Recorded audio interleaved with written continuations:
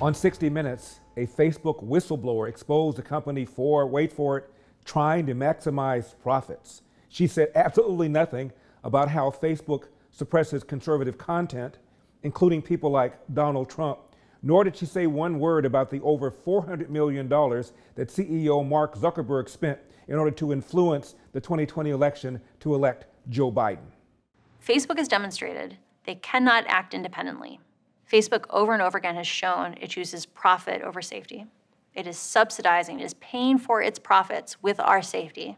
I'm hoping that this will have had a big enough impact on the world that they get the fortitude and the motivation to actually go put those regulations into place. That's my hope. But who decides?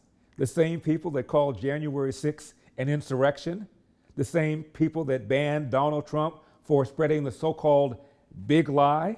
Now, the real bombshell story is that Facebook CEO Mark Zuckerberg spent over $400 million to influence the election in 2020 to make sure Joe Biden got elected. I wanted to know exactly what happened during the campaign. So for me, that means I interview everybody who's involved at the state and the national level. And I did find out that this election was unlike any election we'd ever had. People already knew that the media environment was corrupt, just like you just talked about. They suppressed that Hunter Biden story, which was explosive. They elevated fake news. They knew that big tech had manipulated. They did not want to have any information out that helped their political opponents or hurt their political allies. And so they censored information and they deplatformed people. And they also changed a lot of our election laws. Sometimes they did that legally and constitutionally. Sometimes they didn't. And Mark Zuckerberg, one of the world's wealthiest individuals, funded the private takeover of government election offices. And that enabled a bunch of left-wing activists to come in to government election offices and actually handle many things in election, from voter registration to voting to vote counting. And here's what the New York Post wrote about this story.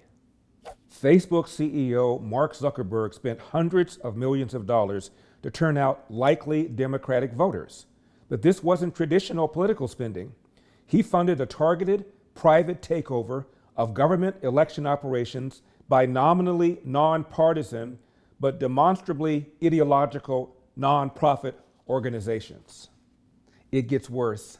Analysis conducted by our team demonstrates this money significantly increased Joe Biden's vote margin in key swing states. In places like Georgia, where Biden won by 12,000 votes, and Arizona, where he won by 10,000, the spending likely put him over the top. The whistleblower said nothing about that, did she? The 2020 election wasn't stolen. It was likely bought by one of the world's wealthiest and most powerful men, pouring his money through legal loopholes. Here's how he did it. The Center for Technology and Civic Life, CTCL, and the Center for Election Innovation and Research, CEIR, passed a staggering $419.5 million of Zuckerberg's money into local government elections offices, and it came with strings attached. Every CTCL and CEIR grant spelled out in great detail the conditions under which the grant money was to be used.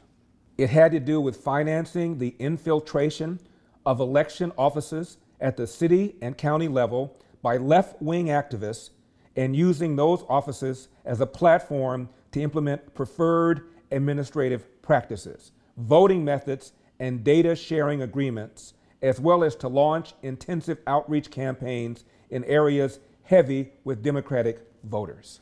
Take Wisconsin and Georgia.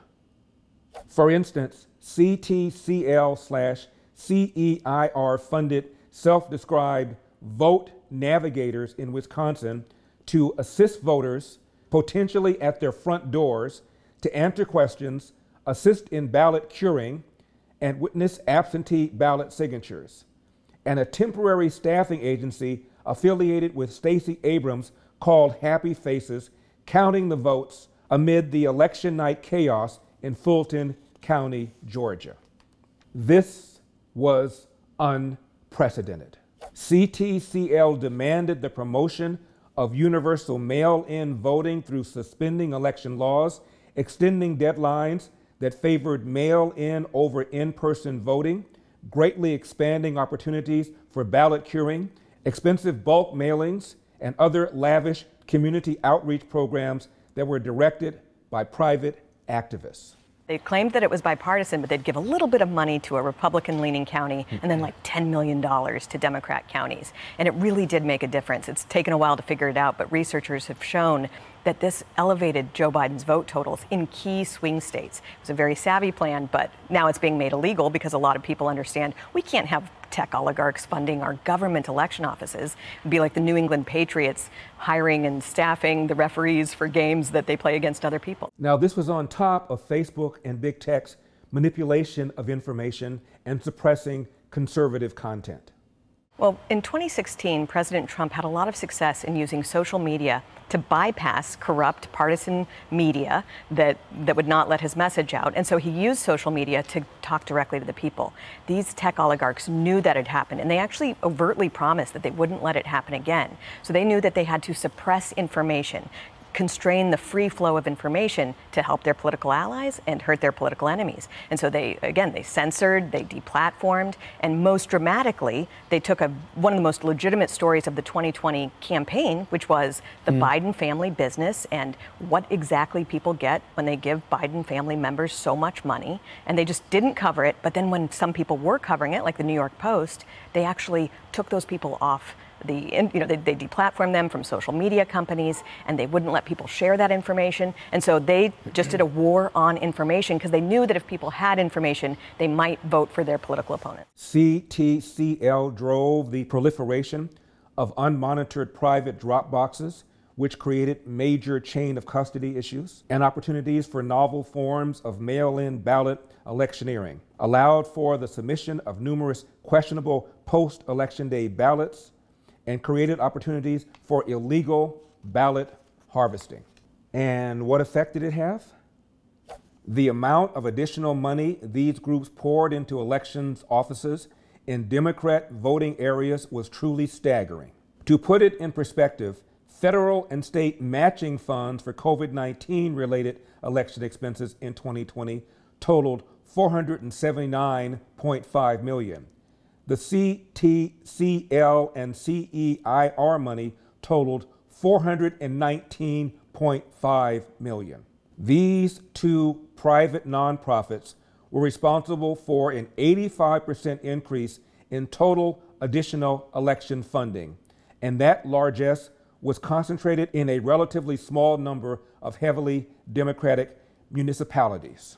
I'll say, of the 25 grants CTCL provided to cities and counties in Arizona, Georgia, Michigan, North Carolina, Pennsylvania, Texas, and Virginia that were $1 million or larger, 23 went to areas Biden won in 2020.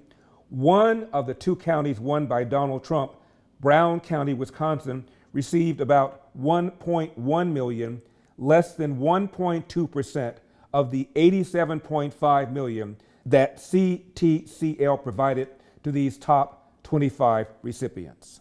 Remember, the fig leaf lie is that Zuckerberg's efforts were bipartisan. Really? The CTCL funds boosted Democrat voting Green Bay resources to $47 per voter, while most rural areas still had the same $4 per voter. Similar funding disparities occurred near Detroit, Atlanta, Philadelphia, Pittsburgh, Flint, Michigan, Dallas, Houston, and other cities that received tens of millions of dollars of CTCL money. Preliminary analysis shows this partisan targeting of CTCL funding was repeated in battleground states across the country. Molly Hemingway calls what the Democrats did, what Zuckerberg did, to be practically ingenious because Republicans were asleep at the wheel.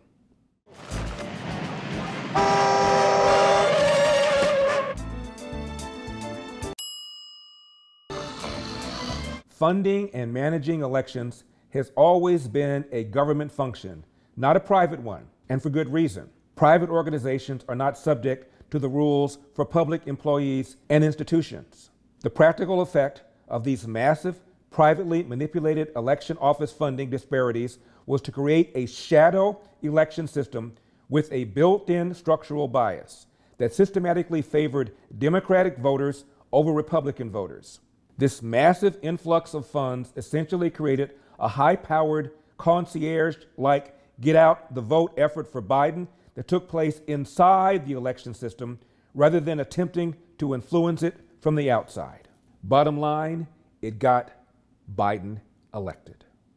We call this the injection of structural bias into the 2020 election, and our analysis shows it likely generated enough additional votes for Biden to secure an electoral college victory in 2020.